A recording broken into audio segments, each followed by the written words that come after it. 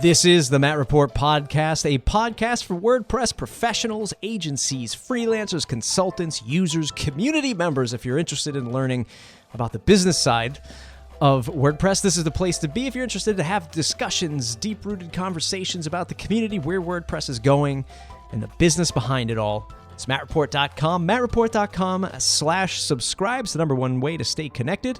You're listening to Season 5. Hey WordPress fans, this portion of the Matt Report is sponsored by Liquid Web. It's not if, but when you need improved performance, maximized uptime, and incredible support, Liquid Web is the partner you turn to. It's no secret that Liquid Web has been known as a web hosting company with a ton of plans to choose from, but they've also engineered a new managed WordPress offering perfect for mission-critical websites. And here's 2 bonuses. Number 1, every managed WordPress customer includes iThemes Sync integration, perfect for freelancers and agencies who need single-click WordPress management capabilities. And number 2, if you sign up today using this discount code MattReport33, you'll get 33% off for the next 6 months. Visit liquidweb.com/WordPress to get started. That's liquidweb.com/WordPress and use the code MattReport33 to save 33% for the next 6 months. Season 5, episode number 4 with Davinder Singh Kainth of ProBeaver.com, a prominent figure in the Beaver Builder Facebook group. A lot of folks recommended that I get him on the show. And I'll be honest, this is the very first time he and I had a real conversation, aside from some emails back and forth. He started off a little coy, but 2 minutes in, this became one of my favorite episodes across all episodes of the Matt Report.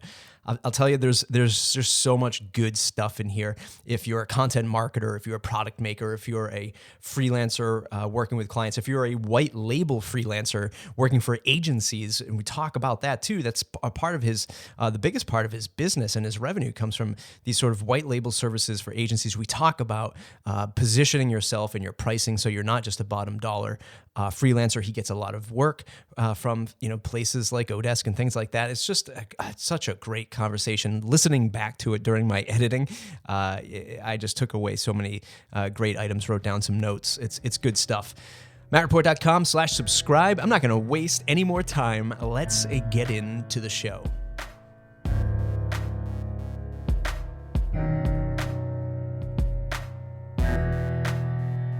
This portion of the Matt Report is sponsored by Beaver Builder.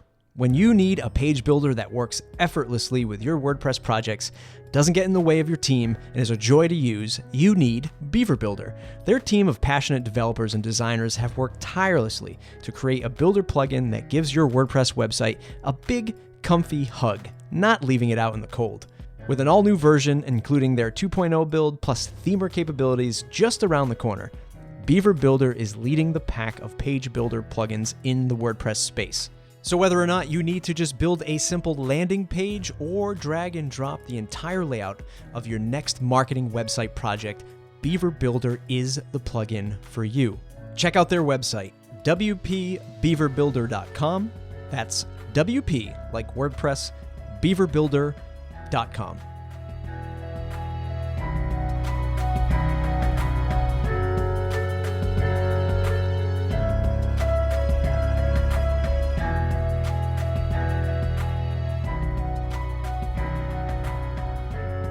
Hey, Davinder, welcome to the program. Hey, Matt. Thanks for having me.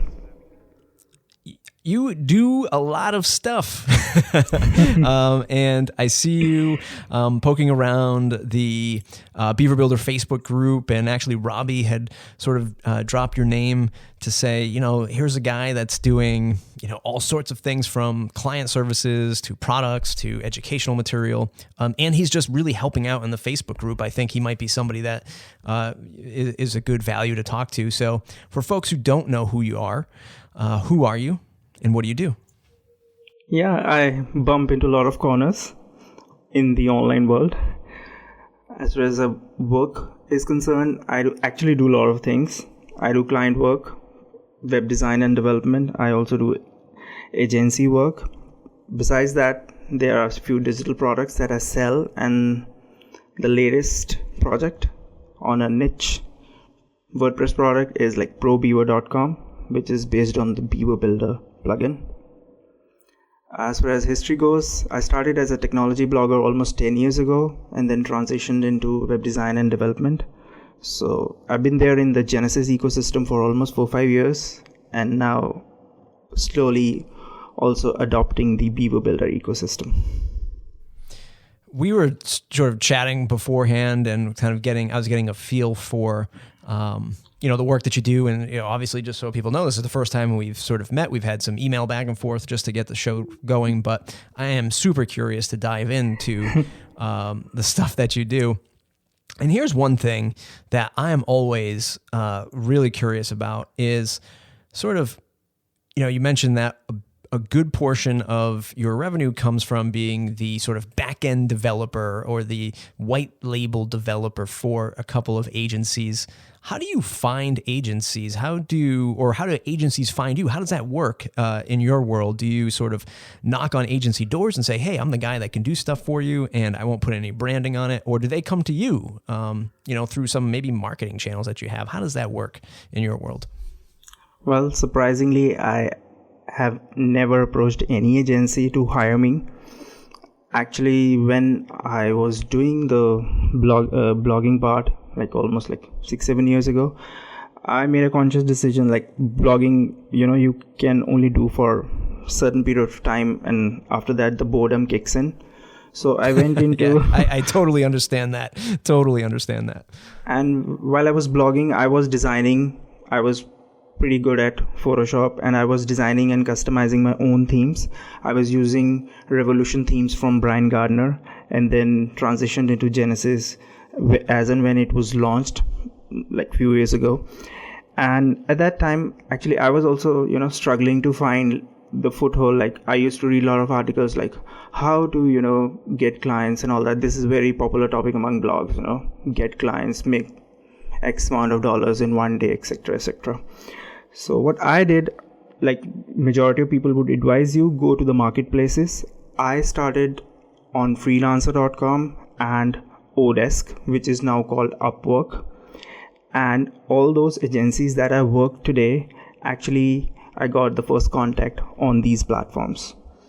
So, and do you still recommend? So if somebody's listening to this and maybe they're in your shoes and they're saying, "Boy, how do I get my feet wet with getting my first clients, or how do I find a first handful of clients because I'm just starting out?" Do you still recommend those channels, like going to Odesk and that sort of like hiring platform? Absolutely. Odesk, thumbs up, but Freelancer, you will find a lot of cheap stuff being posted and a lot of spam stuff being posted. So I would advise to avoid freelancer.com, but definitely Odesk. Yes, you need to be careful about which project you're bidding and which task you're bidding. You should be at least minimal qualified to do that work.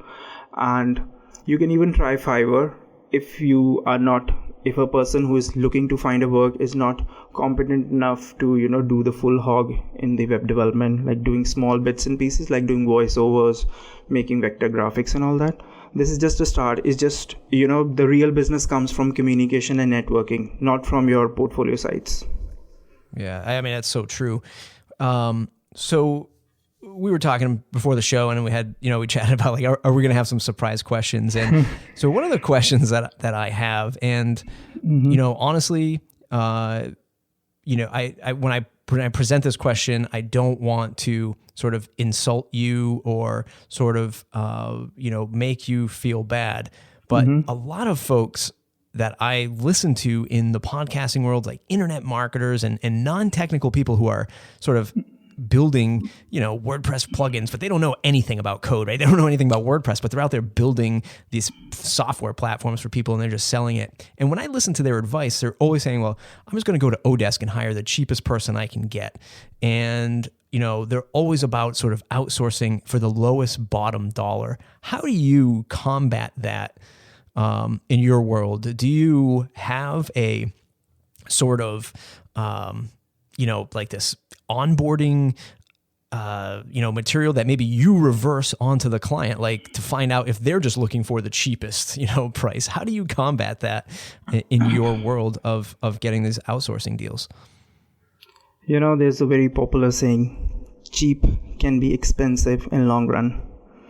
You got to explain this to everyone, you deal with.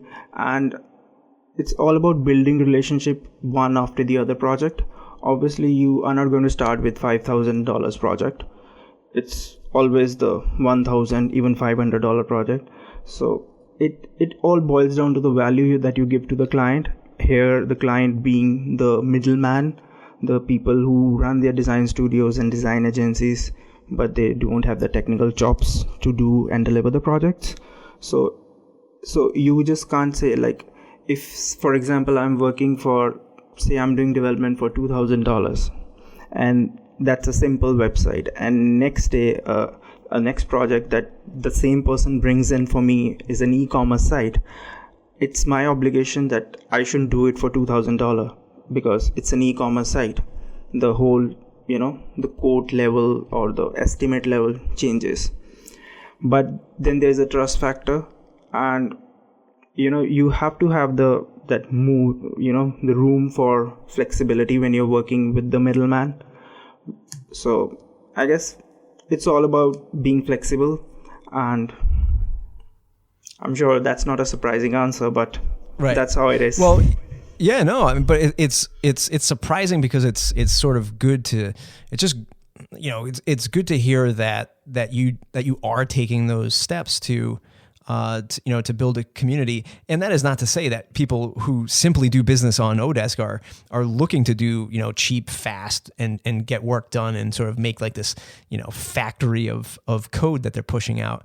Because there are a lot of agencies here in the US that do that and they're not on, the world of Odesk, and the other surprising thing is, do you get a sense of that type of cheap customer that might be coming to you through one of those channels? And maybe you're not doing that work, or maybe you're not getting those leads anymore on Odesk because you've sort of elevated yourself and you've elevated your portfolio. But back in the day when you were getting those, I mean, again, I listen to this advice from people and they say things like, put out 20 projects to the lowest bidder and get them to do the work. Like, can you see that stuff coming at you from a distance and being like, no, I'm not even going to deal with this person and I'm just going to reject it. Do you see that in your world? Yes, that's a normal phenomena. If you're, on the Odesk platform, you will be bombarded with, cheap proposals. So I'm not saying you should use Odesk as your permanent stay to get clients. You should use it as a stepping stone to network with people who will give you regular work. I would suggest, avoiding those people who are actually getting you to build their own website, because that would be a one-off project and you will be like exploited to an extent in that project. But if you are dealing with them, and you tell me like you just said that a lot of agencies in US or even other countries don't actually come to Odesk, but that's not true. They actually come to Odesk for fishing, to get the right kind of developers and all that. And even the agencies I first made a contact on Odesk, they no longer post their projects on Odesk because I am on their team as a regular, so it saves their time, and time is money. Yeah. No, I mean, it's just, I'm glad I could finally talk to somebody that has experience with that platform, but not only experience, but, sort of knows how to perform well with it. I mean, because I will tell you that, I mean, a few years ago, I listened to these other folks and they talk about growing their agencies and what happens when you get more work in and all of a sudden you're in a pinch to get some projects delivered. I mean, I've turned to Odesk before and I have had no results from any of the projects. And it could be the way that maybe you can tell me the trick here, but maybe it was the way I presented the work. But man, I put together highly detailed, documents that say, here's exactly what we're looking for. I mean, I have an in-house development team, so they even wireframe some of this stuff and it's all presented well. And then like the people that look at it, they're, I've tried to engage in a project from them and they just don't get it right at all. It's totally wrong. There's lack of communication and it just goes down the drain pretty fast with some of the experiences that I've had. Yeah, actually, previously the whole thing was a little vague for a person who is posting the project and people who were bidding for the project. Now they have actually improved on it. I haven't actually logged into my WordPress account for almost a year now, but ever since I left it, I think they introduced 3 stages. Like, first you can hire at a cheap price with less experience, or one step higher price with moderate experience, or the third was like paying the premium price for the most experienced person. So, and they have actually started categorizing things. And recently, I think almost like 2 years ago, Upwork and Elance both got merged into Upwork. So there's a bigger pool of people who are highly qualified to do and deliver projects. So yeah. I mean, maybe it's time I take a look at it again. No harm trying again. Yeah. Awesome. I want to now shift gears to the digital products and the content that you produce. But before you do that, before we get into that, I want to know how you sort of set your day or your week or your month on managing client work that you do with the agencies and then producing all of the sort of content and digital products. Like, how do you schedule that in? How do you balance that? Because that's something that I do, and I am constantly trying to figure out a good way to sort of manage client services and products and content. So how do you do it? Well, I just manage it. And how do I manage it? Well, it's tough to explain, but the thing is, I have a fixed, working hours. Like, I actually don't work on I don't work for more than 2 hours on a stretch. I have I work from home, so I don't spend time traveling. I have my family here, so I actually sleep late at night and I wake up late in the morning because I have to adjust my my work, few work hours with the Australian time zone as well as the US time zone, because half of my clients are in Australia and half of them in US. So that's how it is. As far as the products go, if you're building a big scope product, I would always suggest that you get a partner who can complement your skills, not supplement your skills. For example, Simple Pro Themes, that the custom Genesis themes shop that I have, it is basically in partnership with another person, and we actually complement each other really well, because things my partner loves to do, I don't love it, but I can do it, and things he doesn't like to do, I love to do it. So what's one example of that he likes to do and you don't, and vice versa? I'm more of a packaging, branding and marketing person, and my partner sucks at that. But my partner is but my partner is awesome at writing code. He's Chinmay Kumar Paul. He's also from India, but a different part of India. And I met him online. We have never met face to face in real life yet. And he is an awesome person in writing code, but he just don't have any design sense, because that's not that's not his interest. So I hope he's not listening to this episode. I'm surprised you guys haven't met in person yet. India is such a small place, so I've heard. Well, it's not. It's very big place. Yeah. So would you say, what's your estimate on maybe the time spent doing the client work and then the time spent doing all of your other stuff? Is it like a 50-50 split or 60-40? How does that all break down? I think 60-40, and that 40% also includes working on my personal blogs and writing content, and I do it not out of obligation or just because I have to do it. I actually enjoy it. Even the client work I do, I really enjoy it. I actually don't consider it as work, so it's seamless. Yeah, I mean, it's an amazing mindset, because so many people. Here's this question now that you say that. How do you get into that mindset? Because so many people find themselves so overwhelmed when they start their their freelance, gig. Maybe they start doing it on the side and they have a day job, but then they transition out of their day job and now they're, doing WordPress stuff full time.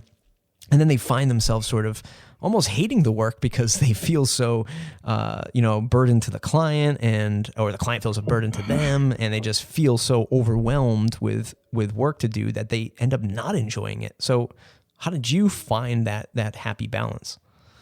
It was easy for me because I made a transition from being a blogger to a web development person. And while I was making that transition, I didn't have to worry about the money factor because I was making more than enough from blogging at that time when I was making the transition.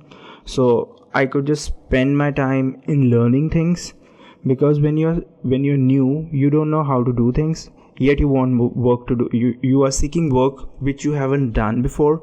So the one thing I would advise anyone to get into freelance gig, at least you should have a plan B, because money is important.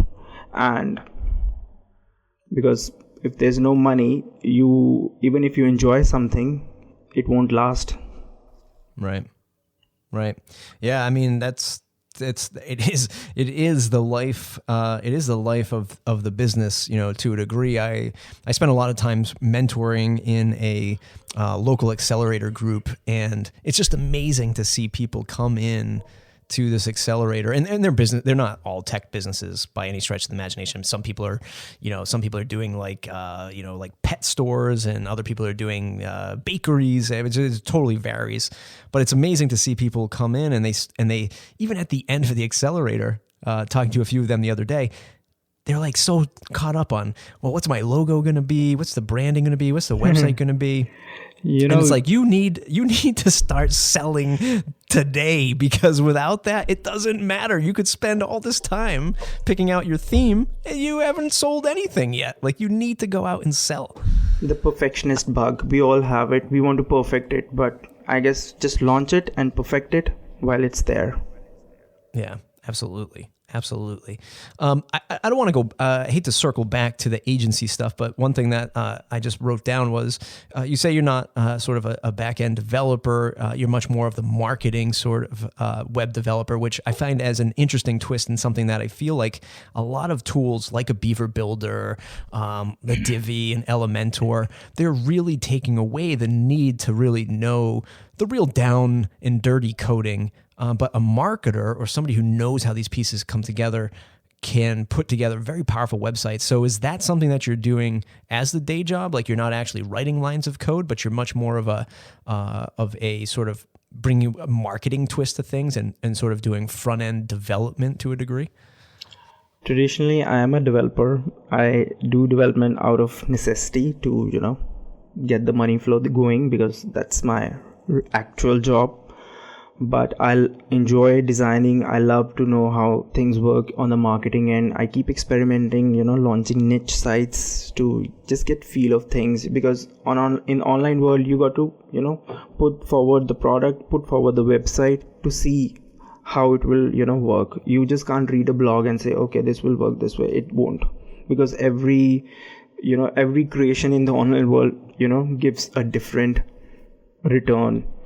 As far as the code part is concerned, and the Beaver Builder and page builders in general, I think they are helping people and even clients. I'll give you an example. Like, when I was working on an agency project, we normally do custom Genesis theme, which is like everything is almost hard coded, and clients have hard time even editing few lines here and there. So what we did, we experimented. We used Genesis as a base, but we built the pages. We didn't build the home page in the Beaver Builder. We built the home page like the normal Genesis theme, but we built the internal pages using Beaver Builder. And guess what? Client was super happy. And this was not just with one client. We actually tried it with few clients, and they were so happy. And guess what? Those set of clients came back to us like almost 6 months later, that can you build the homepage in the Beaver Builder, because I have hard time, Right. So now we actually build a whole of the site in the Beaver Builder.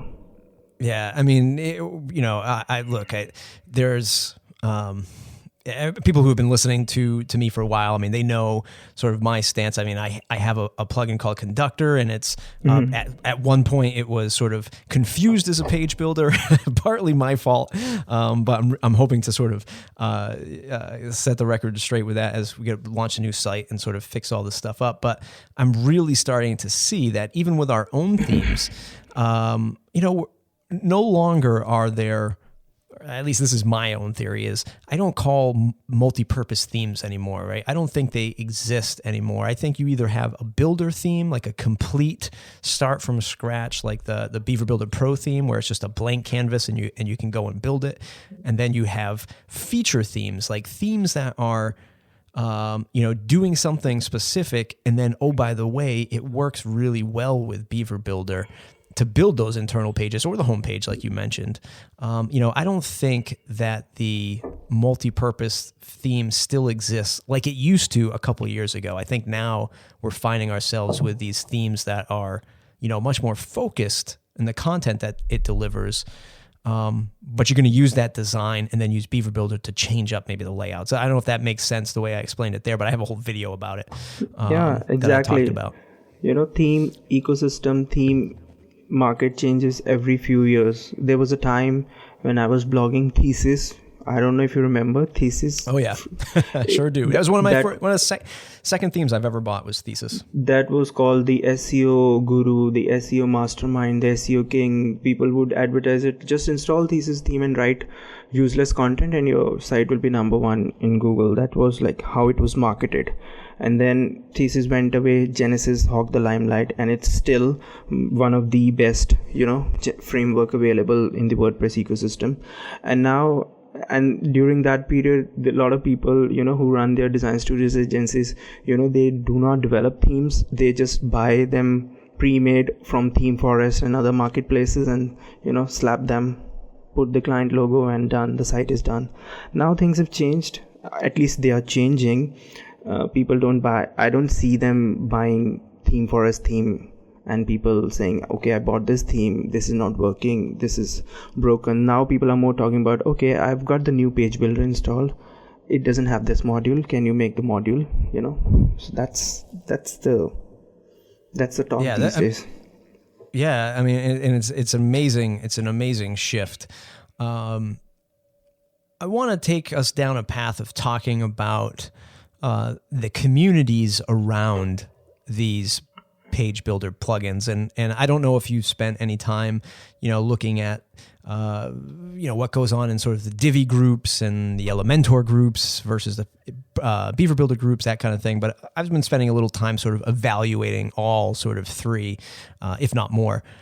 People are super, super passionate about these plugins. When I first started my new tutorial channel on YouTube, I did an unboxing of Divi, and it was the very first time I had ever used it, which is, apparently a sin to do that without learning how, without reading the documentation fully. But I did it like a typical user would. They buy it, they install it, and they start playing with it. And I just recorded what happened, and I had some troubles with it. And people came out of the woodwork, like ready to, attack me because I couldn't figure it out. But they're just loyal Divi users, and I totally get it now that I've spent some time in the page builder space.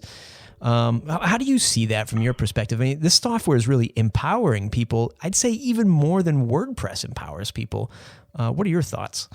Well, you're absolutely right. There are Democrats and Republicans in page builder as well. And Divi, personally, I don't like Divi page builder, but Divi has, I think, the biggest community of users, and they will defend every talk of Divi being not a good page builder. And these communities, people are very loyal to these communities. And I'll give you an example. Like I am more active in Beaver Builder community, and I joined the Elementor page builder Facebook group, and I was welcomed with a sentence, okay, another deserter is here.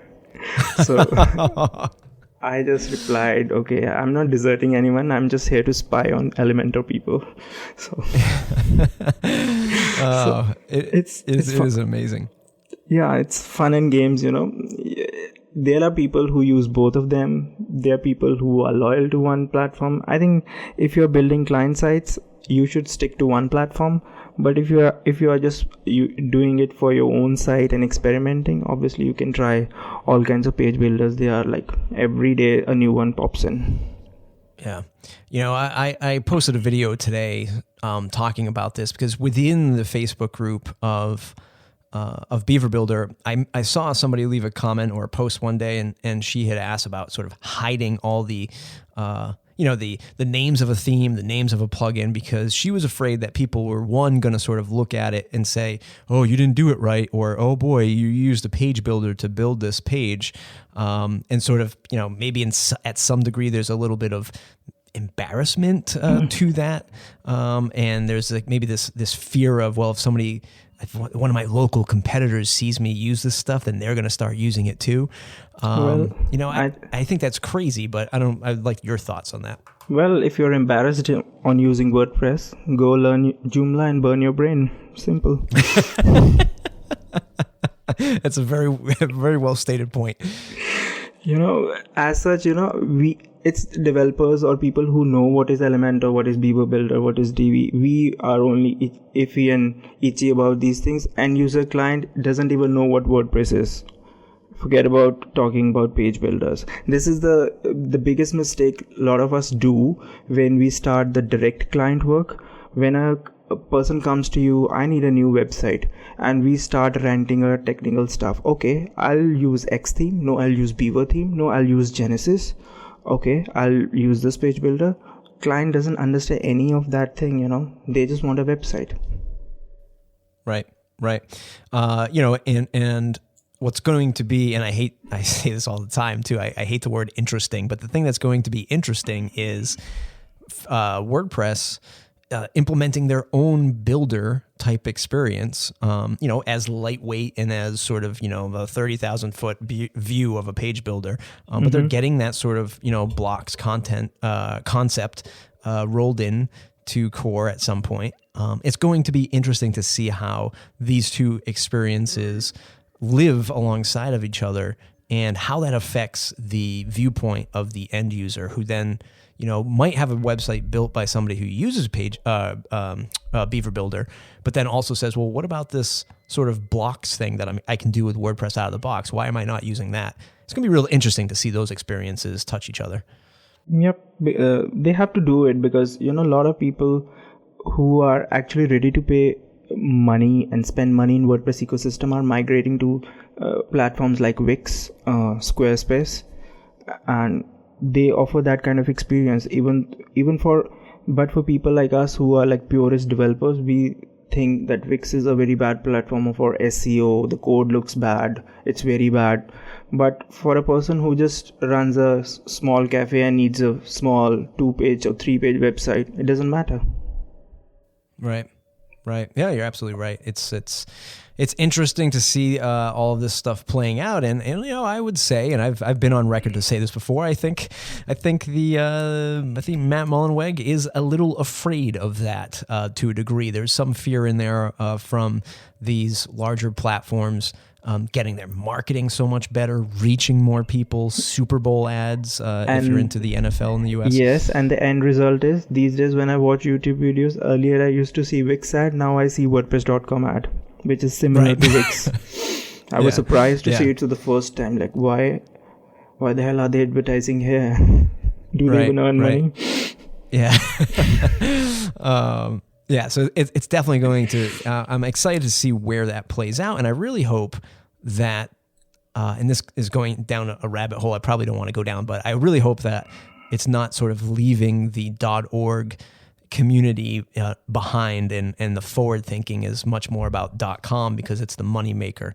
Exactly. I mean, that's a whole other discussion, but I'm interested now sort of, again, looking at all the stuff that you're doing. You mentioned that you experimented before, and you experiment a lot on sort of maybe like these, niche sites or micro sites that you kind of launched. Do you have any lessons from that?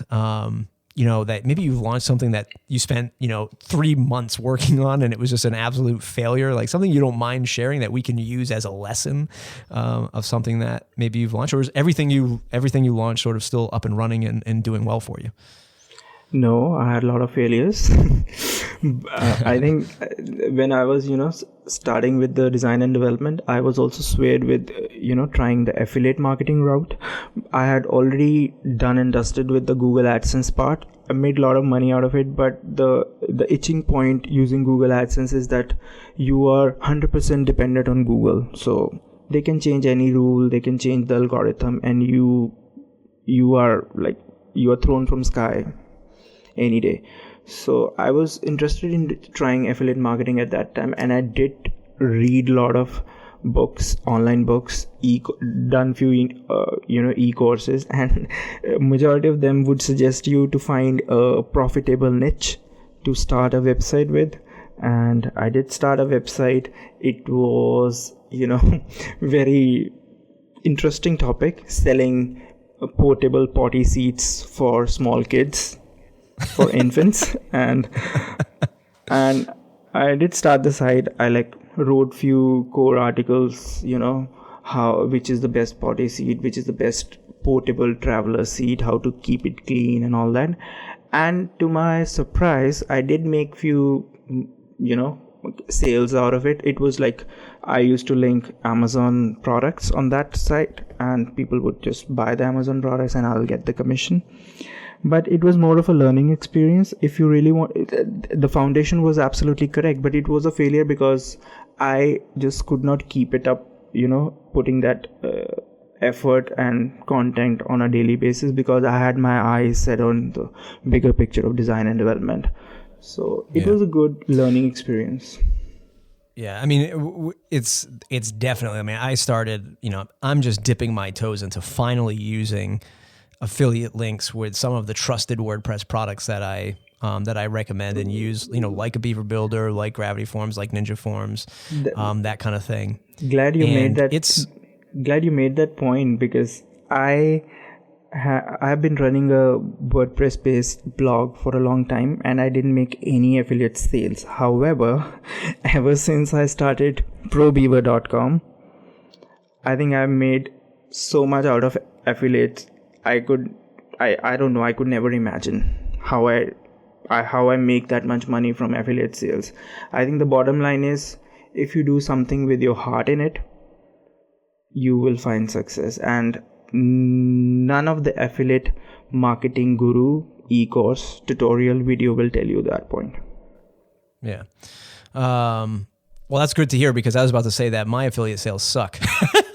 So I'm glad that you found success with it. But I should also say that, look, I literally just got into this stuff, and I am still just sort of sprinkling I do a lot more with YouTube now and my podcast. I'm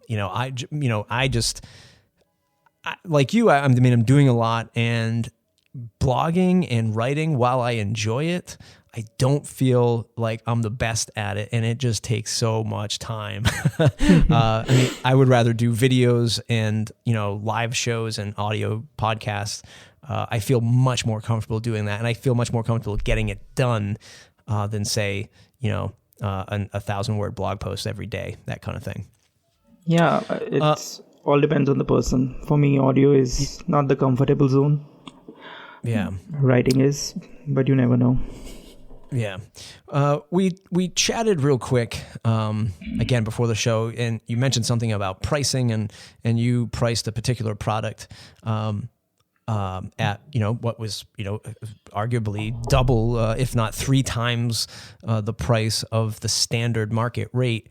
Take us down that path. How did you sort of come up with pricing that product, and any sort of takeaways from that and what you've learned in the pricing world of things? Be confident in what you price your product, because you are the one who knows the value of your product till it is sold and someone else tries it out. So the example I was giving you was for simpleprothemes.com, where we made 2 Genesis child themes. At the time when we launched that theme shop, the standard Genesis theme would cost around $50, but we launched our theme with two plans. One was the personal plan for $79, and the other one was developer plan that was $199. And we just added the developer plan for the sake of trying it. So let's see if the market responds positively to it, and it did. Even though we didn't clock like huge numbers, but almost 50% of sales that we made on that site was for developer license, and majority of people who were buying those developer license were people who run design studios and agencies. So they end up paying $199 for one Genesis theme. Why? Because they can use it on multiple client projects. Right. And I think that you're 100% right. I mean, even in the case of my plugin Conductor, I dropped the $49 plan, which was, I forget what I called it. I think I called it the blogger plan, and it came, for one site and one add-on, but it would only bring in the worst customers. Exactly. And they will ask you more questions. Oh, absolutely. The developer plan that I had, they really ask you. Continue to have. They did when it was like Scott and I, my lead developer on Conductor. Sometimes we would look at each other and be like, what is going on? Like, nobody asks us any questions when they buy this for $3.99. I don't understand. It's almost scary. And then the $49 person is asking you about, every single thing, and then asking you about like supporting their slider plugin on their website. It's like, come on, like we don't even do that. It's amazing, the pricing stuff. Do you have any plans to launch more themes out of the Simple Pro shop? Well, we have one almost ready, 90% done, but we are not sure if we're going to launch any new themes for Genesis platform. We do have plans for making Beaver Builder themes, but we are waiting for their new plugin that they are going to release that is called Beaver Themer, which is basically a mashup of ACF and CMB toolset. Basically, you can build templates that can serve dynamic content using Beaver Builder. So we are keeping an eye on it. So let's see how it pans out. I am interested to learn from you as well. How long does it take? Like in this third theme that you're sort of pondering whether or not you're going to launch it. How long has that sort of development taken for you, and how do you come up with a new theme with your partner? Is it something that you just have a chat and you say, boy, this would be a great theme to pursue, and let's go ahead and build it? Or do you take from experiences with your client work and you say, boy, that was cool that we did that over there. Let's make it out of a theme on this side? 100% experience. When you do a lot of sites on month-on-month basis, what's in demand, what people are looking for. They want a big header in the top, or they want the transparent header part, or they want the slider part. Because the first theme that we launched, we had even a slider built in within the theme, and we did get few negative feedback that it's a Genesis theme and you have made it look bloated by adding a slider into it. But that is the best seller for us. I love that. I love the fact that there are people that say the way it's, the way it should be, right? Like, this is the way it's always been done. Like, why would you do it any differently? And then you do it differently and you prove them wrong. I love that. There's no real statement. It's just a statement, right? There's no question in that. That's what I do. Like, I do things that, that don't scale, that I try things over and over again that, fail miserably. And I just, use that as a lesson to talk about. And I always question, the status quo. So I'm glad that you do as well. Yep. Because you are making products not for your fellow developers. You're making products for end user customer. So as such, they are not going to buy your product because they can build themselves.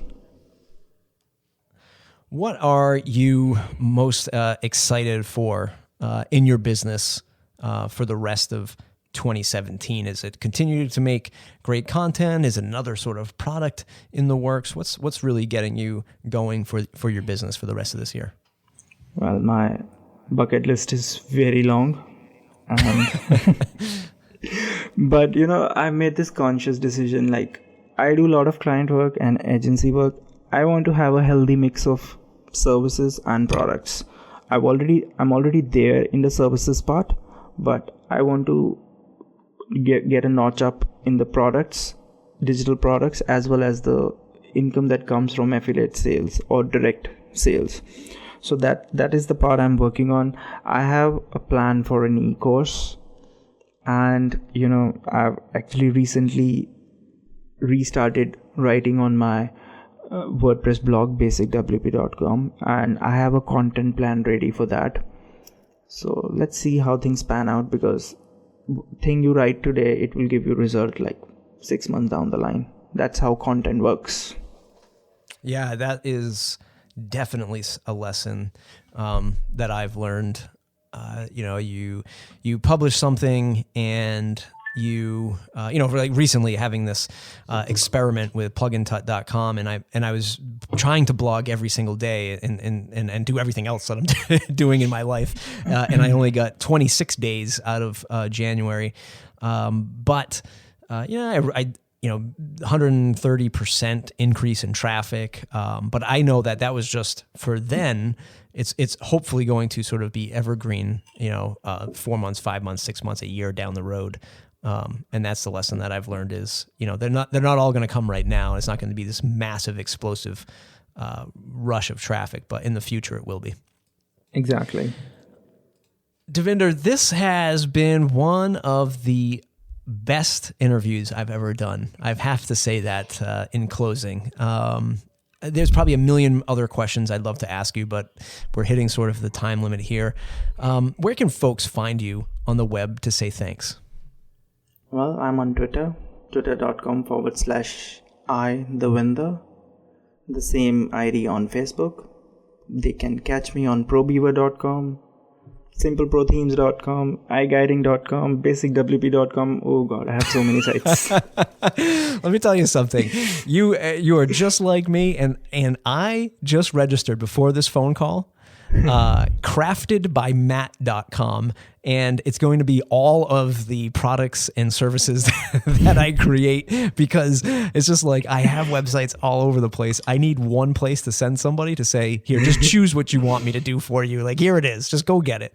That's awesome. It can be tough. We are in the same boat. Yeah. You have an awesome lineup of products and services. It's been a pleasure to meet you and to talk to you. Everybody else, it's mattreport.com/subscribe. It's the number one way to stay connected. That was another episode of The Matt Report. I hope you learned something. I hope you got something out of it. It means a lot when somebody actually learns something from the conversations that I have here, either personal gains or business gains, whatever it might be, just learning your way in the crazy world of WordPress.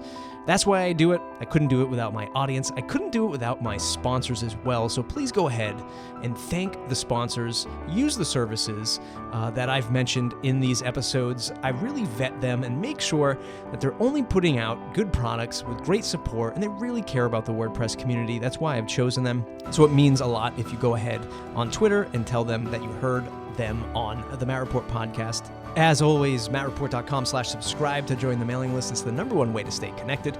I send private videos there to my newsletter. It's really becoming much more than just a boring old newsletter, so I hope I can see you over there. And the best thing that you can do for the show is head on over to iTunes, search for WordPress Podcast, leave me a 5-star review if you enjoy the episode. I'd really appreciate it. We'll see you in the next episode.